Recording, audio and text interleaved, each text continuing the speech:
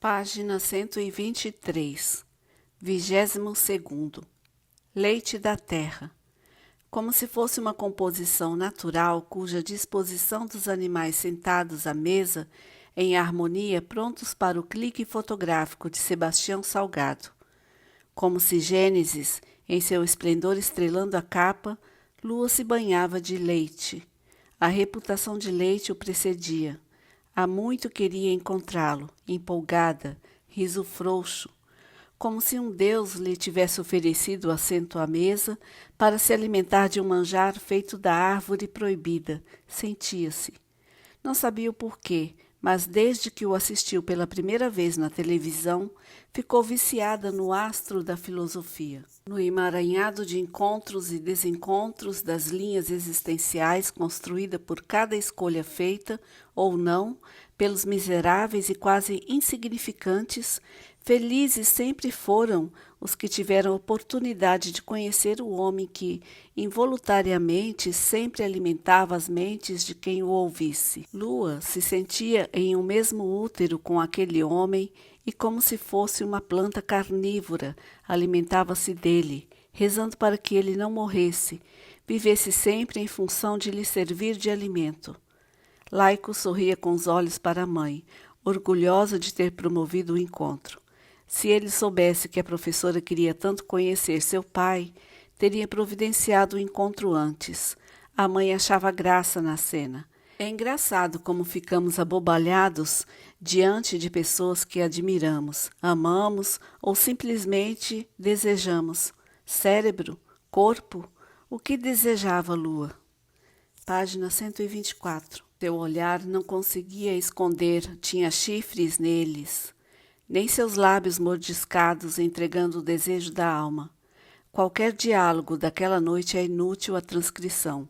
Toda essa masturbação reflexiva sobre o encontro é para dizer o que aconteceu no dia seguinte. Desculpe, tem um diálogo importante. Jamais! Como assim? Perguntou confusa Lua. Apesar de não acreditar nas escrituras como verdades divinas, recuso-me a acreditar que estamos nesse plano por um acaso e me recuso a aceitar que a morte é o fim. Em que acredita, Sr. Leite? No teletransporte. Lá vamos nós, disse Laico sorrindo. Adoro essa teoria, completou a mãe, sorrindo. É sério, pura fantasia e ficção, mas o que não é fantasia? O que é real? Não sei, mas não creio que exista algo após nosso inevitável fim. Que triste para você. O que, Sr. Leite?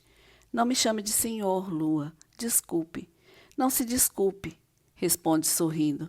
Mas não acho triste imaginar que não haverá nada além da morte? Não sei o que penso. Não me afeiçoo com o depois. Mas me diga sua teoria. Laico e a mãe observavam ávidos e atentos, como pombos em um galho, a observar diálogos sobre a existência, com a atenção do espectador que assistiu e entendeu a metáfora do pombo no galho. Eu acredito que a morte seja um teletransporte. Quando nele embarcados, o destino é outro planeta, em outra galáxia. Como assim, gente? Pense, para que diabos haveria de existir tantas galáxias por todos os multiversos? Para que outras civilizações e espécies de vida existissem. Sim, mas e se além disso fossem para evoluirmos? Página 125. Meio espírita isso. Não deixa de ser, mas é uma ideia interessante. Gosto de me apegar a ela. A conversa rendeu muito. Todavia, a partir da madrugada daquela noite, Leite não mais alimentaria mentes e almas. Do pó da terra viera, ao pó voltaria.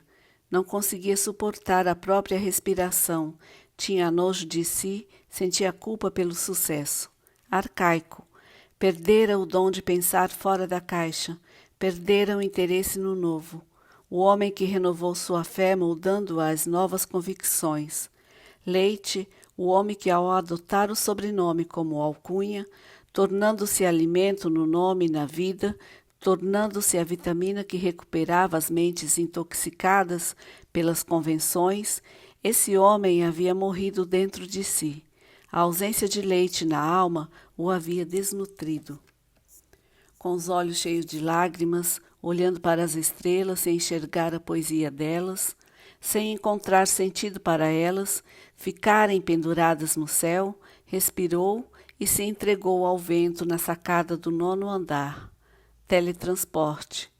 Deixara de ser um dos poucos humanos entre os homens para ser uma geleca inútil espalhada pelo jardim do prédio. Luto. O maior de todos os lutos jamais visto na cidade de Curitiba. Velório, chuva. A chuva tão forte caía que parecia gritar. Céu negro, nó nas gargantas. Olhos encharcados inundavam o ambiente. Laico se afogava. Escandalosa era a tristeza estampada em todos os cantos da cidade e da capela que abrigava da chuva os enlutados, e antes leite, agora lembrança dentro do caixão fechado. Página 126. Um Deus da sabedoria, da reinvenção da fé no bem, perder a fé em tudo, até em si. O que levou nosso mestre a esse triste fim? Perguntavam-se todos, soluços. Não houve uma única pessoa que foi ao velório e ficou inerte à dor que sentiu o laico. Consolo. Lua, ainda que perdida na descrença do que tinha acontecido, torcendo para estar presa em um pesadelo, buscava força nas lembranças do dia anterior para consolar o aluno. Aspas. Está fadado a perder todos os amores, pensava ela sem expor o pensamento. Até o presidente veio prestar condolências. O mesmo presidente que havia provocado a discussão com um desconhecido 4 anos antes, que possivelmente era o motivo de estar vivendo aquele momento, devido ao bendito toda a sorte e todo o azar. Fez-se indiferente, sequer o olhou nos olhos. Os amigos da faculdade olhavam com pena, exceto o caracol. Ela não foi ao velório. Detestava ver nos olhos dos outros sobre si alguma pena. De fato, alguém parecia ter-lhe mirado a lanterna do infortúnio e iriam morrer, um a um, os amores de sua vida. A caminho da cova, sob negro guarda-chuva, mastigou o coração, pois não precisava mais dele.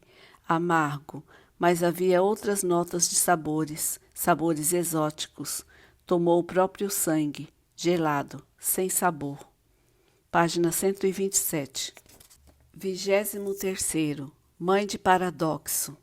Somos a melhor chance de nos salvar de nós mesmos, mas somos incapazes de perceber isso. Entre aspas, inúteis, a gente somos inúteis. A gente não sabemos tomar conta da gente. A gente, usurpadores da própria gente, de tudo, subtraindo-se. Criamos regras para depois quebrá-las. Quebramos as regras impostas a nós, por nós, para conter o caos criado pela gente. Mas quebrar regras é preciso, consciência. Evolução. Lá no fundo sabia que estava enlouquecendo, como se pudis recheados com as mais afiadas lâminas entrassem pela boca e fossem-lhe estripando as entranhas, e de dentro para fora ele fosse retalhado. Doía, mas era gostoso. Era viciante sentir o sabor de cada pedaço de alma. Gradativamente, sem muita pressa, colecionava os elementos necessários para criar a obra que o mundo pararia para ver. Caravanas viriam do mundo inteiro para contemplar aquilo que apenas existia no submundo poético de cada indivíduo. A arte transcenderia o pensamento de todos, se a contemplassem com os olhos do âmago. Sua arte jamais seria esquecida pelos olhos que a tocassem. Sentia-se mal por isso. A mais profunda dentre todas as artes, jamais imaginada, exigia-lhe mais frieza do que possuía. Ora se sentia revolução, ora se sentia crime. Poeta, almas, mortes. Página 128. Obra, objetivo, foco. Faz-se saber, não era psicopata, poeta cuja vontade havia sido adulterada. De todos os loucos do mundo fora a escolha da grande mãe. Deus é uma mulher. Ela não está no trono brincando com as formigas, está tentando salvá-las. Às vezes sadista, às vezes fascista, sempre mãe. Esse livro parece estar perdendo rumo, eu sei, mas acredite, gigante é a minha surpresa em descobrir isso. Claro que não acredito no que ouço e transcrevo com certa poética autônoma. Acho que tudo seja uma grande fantasia da mente criadora que, de algum modo, convenceu-se a escrever esse livro. Nesse momento, finjo corrigir parte do texto para te dizer que estar diante da mãe é um privilégio que nem mesmo seus filhos, deuses, possuem com frequência. Sentiu-se a pessoa mais importante do mundo. Seria capaz de abdicar da vida, vício eterno dos vivos, para prolongar um único segundo a mais na companhia dela. Acho que sou prisioneiro. Se eu disser que não irei mais escrever, serei morto, mas não entendo meu papel nesse trama, se bem que pode imaginar a sensação de estar frente a frente com todo o poder que o homem jamais imaginou existir. Deus é uma piada. A grande mãe é indescritível. Não, não era apenas sonho. Eu pude sentir na carne a atmosfera daquele lugar, o horizonte. Pude sentir as ondas da sua voz fazendo cócegas em meus ouvidos. Eu estava lá, corpo, alma e mente. Posso ser apenas um escritor de muita sorte, já que me foram prometidos os créditos desse livro. Por que diabos alguém ditaria um livro sem requisitar a autoria? Estou fazendo essa intromissão, contando com a sorte de que não cause incômodo a real autoria. Página 129. Um louco não reconhece a própria loucura, mas não se trata de devaneios de uma mente louca. Foi real. O que é real? Só sei que a mim há a certeza de que foi real. Real apenas para mim? Coincidência. Finjo demência? O que fazer quando se percebe responsável de ter olhos quando os outros não têm? Página 130. 24º. Gênero de Deus. Em uma primeira e superficial vista, o horizonte se apresenta um misto de natureza com engenhocas tecnológicas, cujas ruas são cobertas por mármore branco. Os bancos são de ouro, pedras preciosas enfeitam ornamentos que sustentam luminárias a iluminar o lugar. Alguns indígenas enfeitados com tudo que é colorido transitam no meio de seres mitológicos e outras criaturas desconhecidas. Parecia estar literalmente entrando em uma espécie de terra imageticamente literária, um mundo como jamais teria imaginado, um paraíso. Aeromagmas, que é o meio de transporte, e voam silenciosamente como os pássaros. Passavam diante de seus olhos. Funcionam por meio de campos magnéticos. Isso é real ou apenas um sonho? Caramba, o que é aquilo? Perguntou-se, deixando a voz escapar e apontando para um aeromagma, descrente de que o que os seus olhos contemplavam fosse real.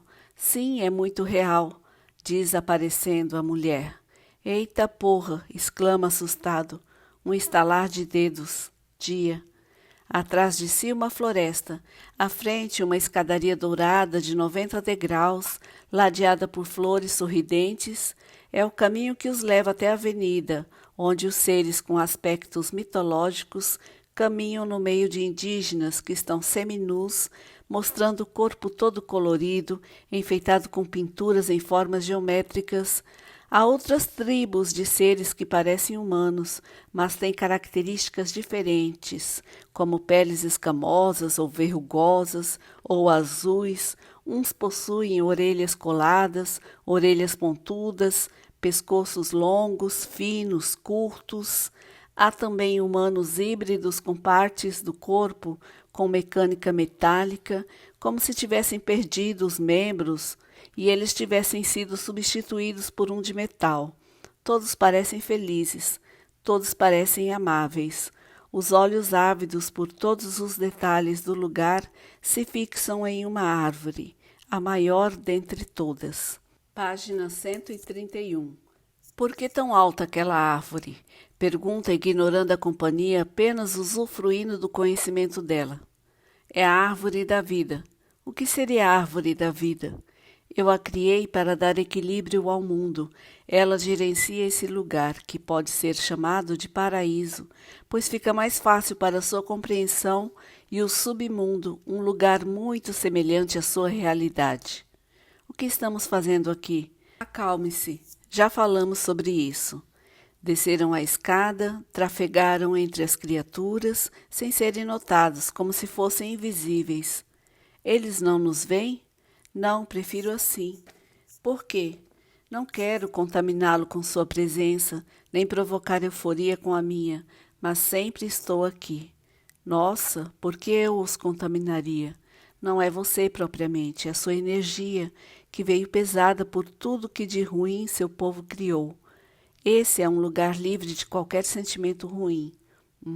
Você é uma deusa. Não. És o quê? Eu sou a deusa, a mãe de tudo e todos nesse universo. Good is a woman? Yes, baby. Filha de uma puta, desculpe o palavrão, mas isso é um sonho, então foda-se. Não, filha da luz, a mãe do multiverso. Diz sorrindo em tom de ironia. Página 132. Você é a responsável por toda a merda do mundo. Porque diabos criou o homem com tanto sentimento ruim? Eu não criei ninguém com sentimento ruim. Eu apenas lhe dei livre-arbítrio. Ah, tá. A velha história cristã. Diabos. Como acordo dessa merda de sonho? Não é um sonho. Relaxa, periquita. Eita. O quê? A grande deusa fala essas besteiras? Ué, estou tentando criar uma relação de intimidade entre nós. Interessante isso. Pelo menos não é careta, diz sorrindo. Olha que bonito. O quê? Seu sorriso. É bom te ver sorrindo. Obrigado. Pausa dramática. Podemos voar? De aeromagma? Não, porra, eu estou com a deusa. Quero milagres. Agora me lembrei. Do quê? Do porquê de te escolher. Escolheu para quê? Perguntou, perdendo o chão. Os dois começaram a magicamente flutuar, ladeando as avenidas, floresta, despontando dentre a floresta, os sobralhos, edifícios futuristas, como os que vira apenas em filmes. As árvores tinham flores com as cores do arco-íris. Estavam todas floridas, e cada uma com flores de cor diferente. Havia algumas tonalidades que sequer imaginava existir. Eram tons de sentimentos. Sentia-se de volta para o futuro, dentro de Avatar, encantado. Eu te escolhi para construir uma coisa para mim. Página 133. Que coisa? Eu viajei por todas as possibilidades criadas por minha busca pela alternativa em que os humanos não destroem o planeta, que, destruído, desequilibra o universo. Vendo que vocês sempre destroem tudo, criei esse lugar. O que é esse lugar? Horizonte, um lugar onde reiniciarei a história da humanidade, selecionando apenas os puros de coração. É um projeto em andamento.